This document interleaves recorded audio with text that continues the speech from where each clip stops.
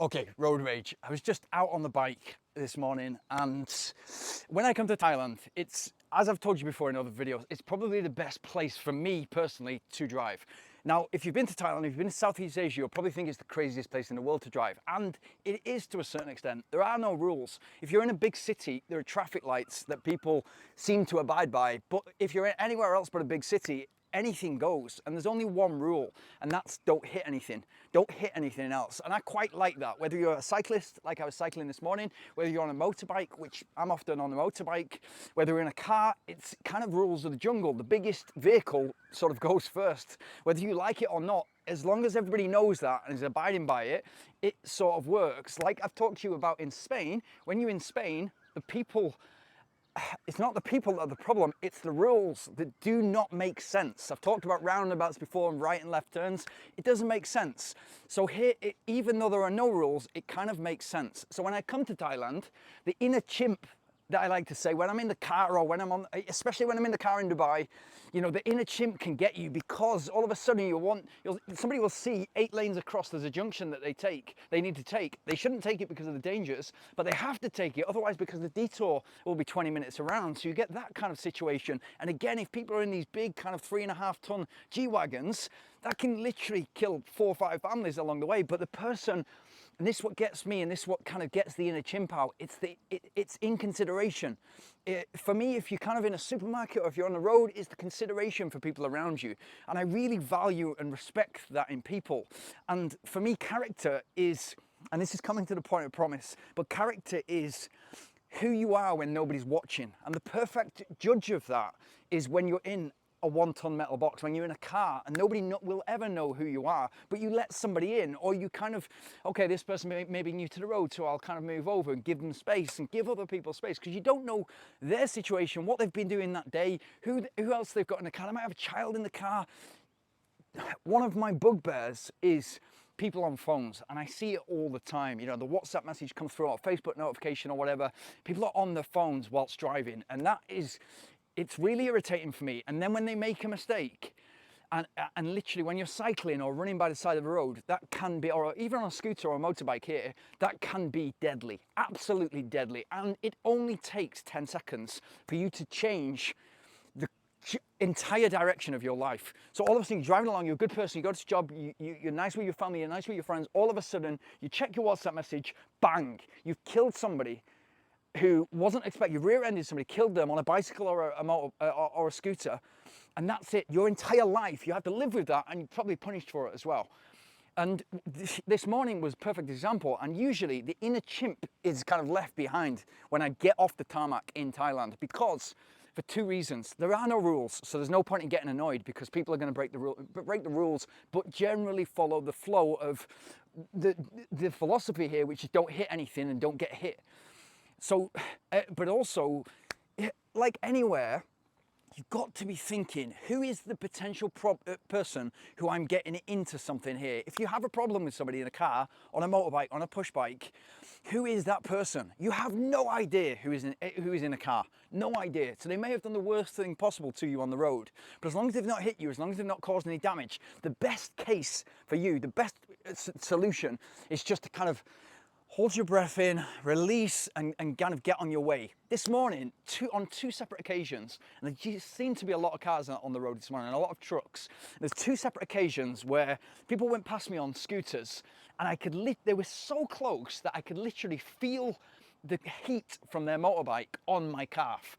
And just for me, kind of thinking about injury, staying away from injury, not coming off my bike, not ruining my bike, which is obviously usually the biggest thing for people, but also the inconvenience of being sat in a hospital bed, the cost, the potential career detriment to my running, all those different things come up because somebody has not had the 2-3 seconds to just hold back. Whilst they're on a motorbike, whilst 2 trucks are passing, they just wanted to nip by because they thought I had space. If I, in that moment, would have tried to navigate to the right, round a pothole or round some bump in the road, that would have it. They would have gone straight through my calf and it would have literally taken off the bottom of my leg. They were going that quick. And that lack of, it disappoints me now so less than it used to, but it disappoints me about humans, especially here in Thailand, where the Buddhism it's everywhere you look. You pass temples, you pass monks, people generally have a good philosophy on life. And you know, there's a massive gap between rich and poor. And a lot of the poor people have kind of accepted the life that they're in and are trying to make a better life, but understand that generally life is kind of going to be as it was for their parents. So you've got that kind of philosophy where nobody's kind of reaching out. And whether you think that is a good or bad thing, I think it's a bad thing. But you know, when you're kind of living in it, it kind of keeps people in their own lane, which is a good thing. Hope that makes sense. But I would say that you never know. So whether you're on a bike, it's frightening. And I've been in groups where, not too far from here, where you kind of encourage a younger person to come with you. And it might be somebody who's not used to going 35 kilometers an hour, 33 kilometers an hour, or somebody who's new to cycling, and you're going to teach them sort of how to ride on the hoods, how to ride on the drops, how to ride on the tops. And then all of a sudden, the vehicle goes past when he shouldn't have gone past. But he just cannot wait the extra 10 seconds until a car has passed, so he's got the space. You see it all the time, and that's not just, okay, it's annoying. To that person who's new to cycling, that's then their perspective of how it is all the time in cycling. And I've seen somebody literally kind of shaking to the point that they couldn't even ride home. They couldn't even ride the 10 kilometers home. They needed somebody to take the bike and get in a taxi. They were so afraid.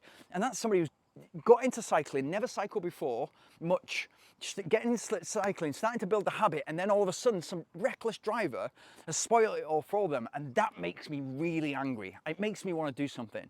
And so in that situation, this is 5-6 years ago, then I did do something. Did I feel good about myself in the moment?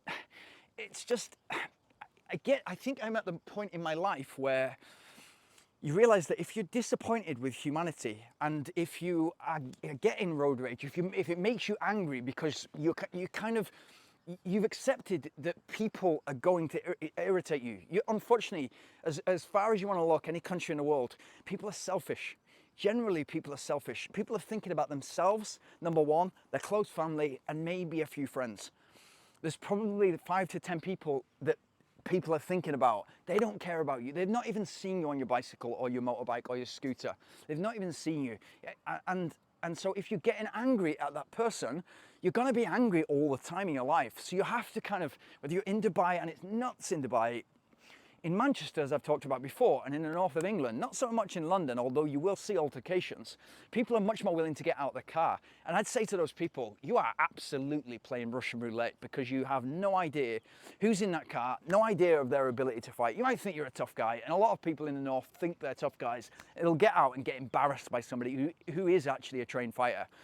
And I think you're dicing with death. If you get to a point where you're so angry, and the other person is so angry that you get out of your vehicles, you step out of your vehicles, somebody's going to come off worse, and most likely both of you are going to come off worse. So I'd say kind of just take a deep breath, realize that you're not going to fix the world. And this is me kind of talking as somebody who's, you know, earlier on in my life, if I'd go running and somebody purposely tried to run me over, and I've had that.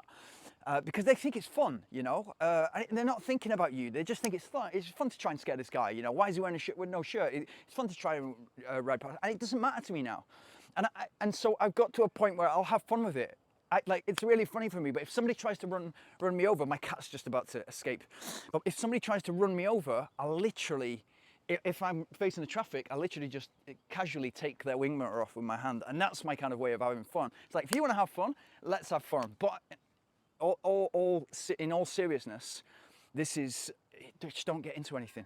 Don't get into anything. You don't know who you're dealing with, and more often than not, it's going to be somebody who can overpower you, who's more comfortable with confrontation. So just channel your inner Buddhism and leave the inner chimp at home.